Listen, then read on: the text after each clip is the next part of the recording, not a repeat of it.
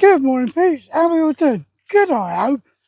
Now, I'm out tabbing today, or this morning, because finally got some blue skies and sunshine. If you lived around our area yesterday, God, it was grim. Absolutely grim. But one of the things that happened to me yesterday, and has made me decide what I'm going to talk about today, was I was invited to go to our local beavers and just talk about the voluntary work that I do within our community. So, like I say, it's been quite grim all day here in Leicestershire, especially around the Loughborough area. And the clouds kept threatening. But do you know what? The minute I stepped outside our door to walk less than a quarter of a mile up to the beavers, yeah, suddenly the heavens opened. Not only with rain, but with hailstones. Now, that's why I'm going to talk about something that happened to me 43 years ago, involving hailstones. But it was a good night at the beavers. Kids were great, got them to interact, got them to ask questions about the various voluntary stuff I do around our village. And as I said to them, there's no such thing as a stupid question, but you can get a stupid answer. But it seems that they enjoyed it. Anyway, let's go back. 18th of May, 1983. I was on a, what they call, advanced freefall course at the Joint Services Parachute Centre, Bad Lippspringe in Germany, also known as the Rhine Army Parachute Association. And what it was, I've been skydiving for a good number of years, and it was time for me to up the ante, as we say, yeah, and learn some new bits. So I attended this advanced freefall course. We've been jumping for a couple of days beforehand, and on the 18th of May we boarded the Islander aircraft. We went up to 13,000 feet, and it was a bit like today actually, the skies, a few little clouds around, nothing to worry about. We got to 13,000 feet and I was jumping in a group of four. We were going to build a four-man formation. So first three guys went out, John Ricks, Seth Byrne and Graham Gooding, and then it was me. When I exited the aircraft, the next thing I knew, it felt like someone had shot me in the face with a shotgun. I was being peppered, and I couldn't understand why. So I then realised, looking around, that the weather had dramatically changed. So I flipped onto my back to try and protect myself. But then I realised I couldn't remain on my back because I didn't know what the other three guys were doing. So I ended up flipping back over onto my front, and with my hands in front of my face and looking through the gap between my forefingers and thumbs of my hands, just so I could see if there was anything that was going to be a hazard, I then carried on free falling. Like I say, we exited the aircraft at 13,000 feet, and I stayed like that, yeah, until eventually I could see on my altimeter I was at 3,000 feet. So I realised that the other three had either dispersed, deployed their parachutes or whatever, and I knew then it was time for me to deploy mine, which I duly did. On deploying my canopy, I looked down, couldn't see the DZ at all, because like I say, the cloud cover had just come out from nowhere. But while I'm descending under the canopy, I then look at my altimeter and watch it go up from around about 2,500 feet to 3,000 feet. And then it went up to 3,500 feet. And I'm thinking, what the hell is going on? You know, an altimeter doesn't do that. It doesn't go up, it goes down if you're under canopy.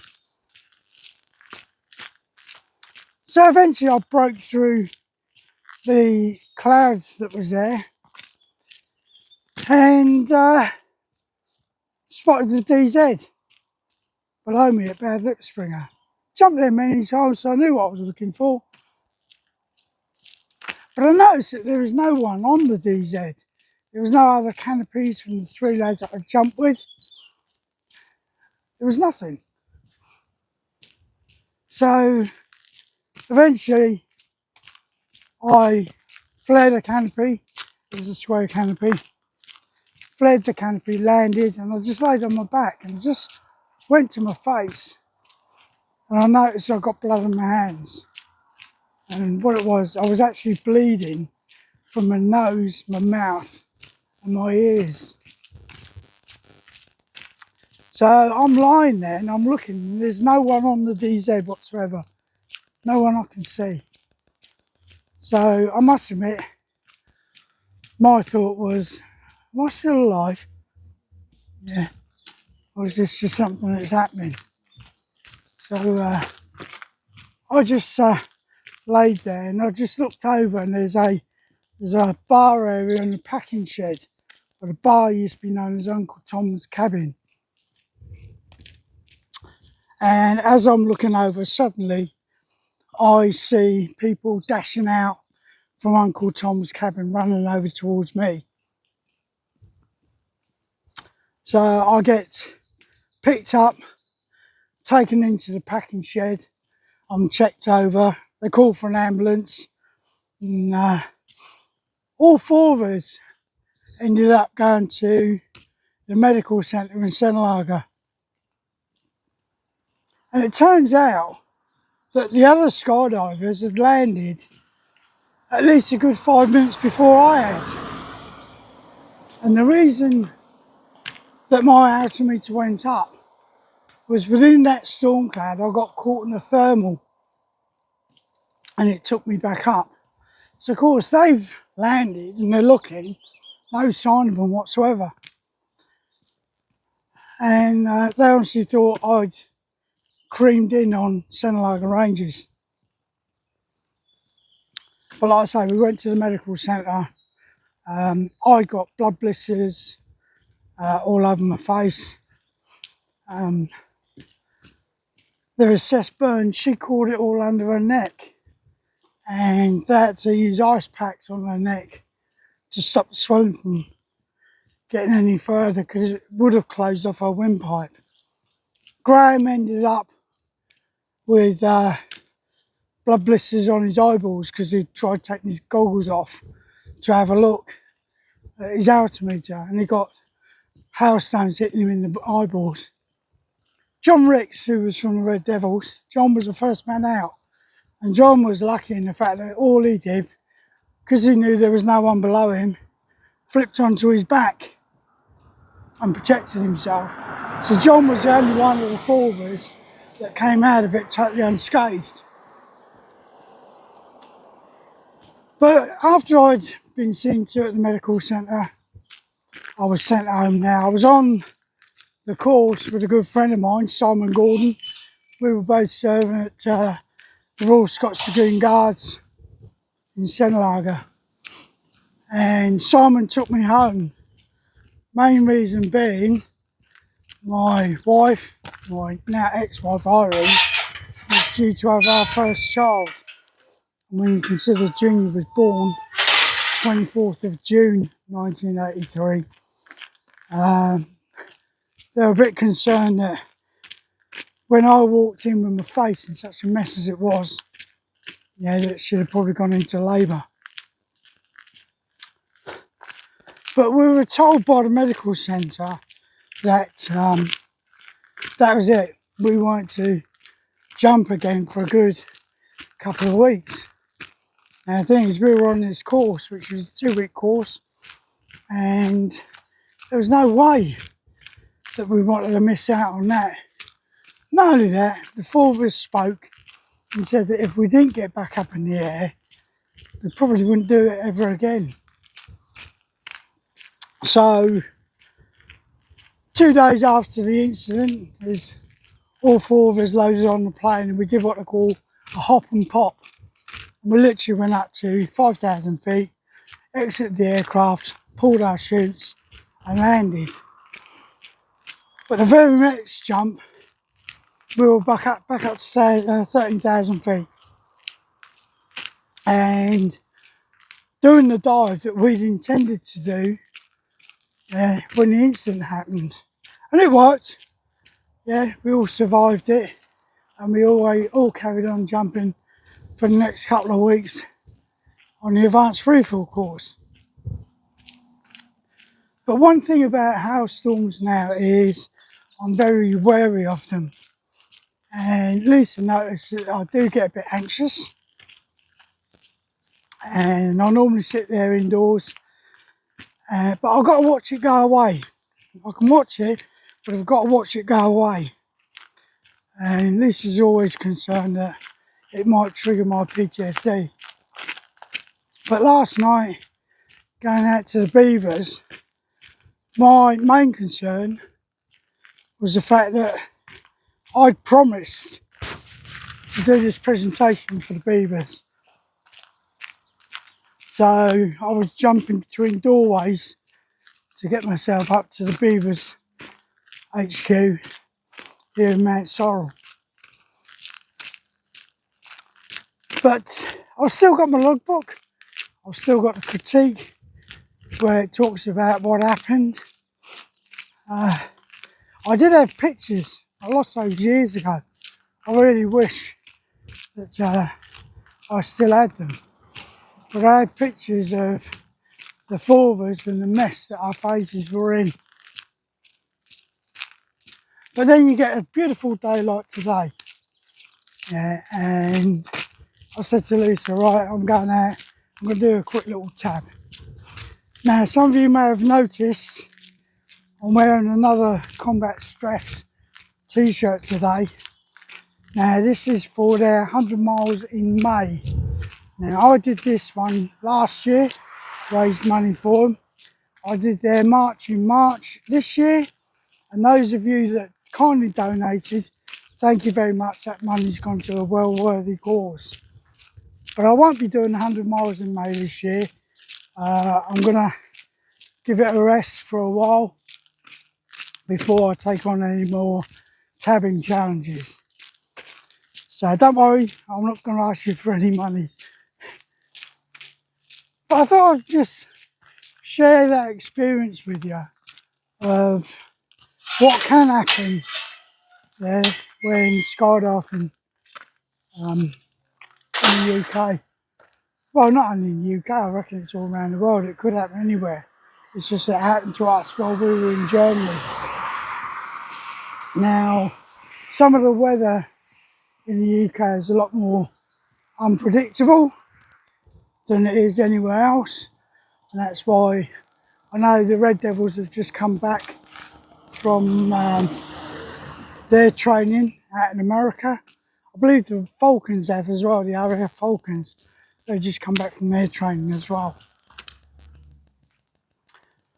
But one thing I have thought about recently is doing another skydive.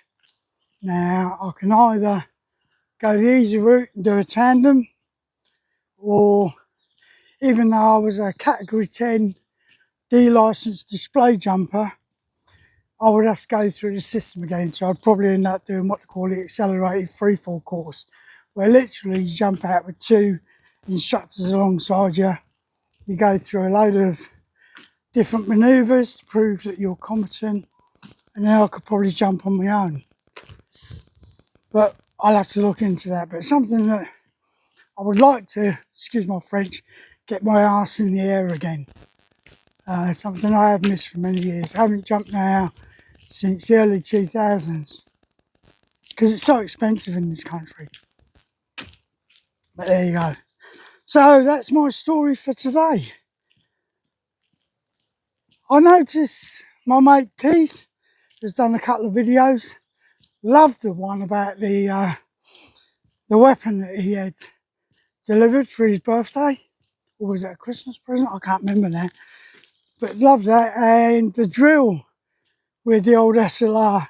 Keith, you haven't lost it, mate. And I think everyone will agree. Once shown, you never forget, do you? We spent that many hours on the drill square practicing all these movements. It's ingrained in us. As I said in a comment, I still remember my SMG drill from when I was attached to the Scots Guards. Obviously, their primary weapon was the SMG because they were in tanks. And we had a big parade. It might have been the Waterloo parade, I can't remember. But the LAD, Lot A detachment, all the REME guys were actually involved in the parade, and we had to learn SMG drill. So yeah, it's been an eventful couple of weeks. As you know, I was in Robin Hood's Bay, met up with Dan Seeley, who was the bass player from Ocean Colour Scene. Had a great night, absolutely great night. But what's even better is tomorrow night, Dan's playing in Bakewell, and me and Lisa have booked tickets to go and see him in Bakewell. So look out, I'll try and get a few more videos of his session while we're out at Bakewell. So to you all out there, if you're new to the channel, please consider subscribing. Not telling you what to do. We don't do that on this channel, do we, folks? No, we don't. But if you do subscribe, please just drop me a comment and let me know who you are and where you are. And I'll guarantee you'll get a reply back. I like to interact with my subscribers. To my mate Keith, Let's Tab 59. Just seen the video this morning, mate. 30,000 subscribers. What an amazing achievement. And it doesn't surprise me because the stuff that you do, mate, is absolutely amazing, man. Anyway, peeps, I'm going to let you crack on because I'm going to head on down to the reservoir. I'm only doing a short 5 miler today, just to clear my lungs and stuff. But to you all out there, have a wonderful day. Take care of yourselves. And as me and Keith always say, let's tab.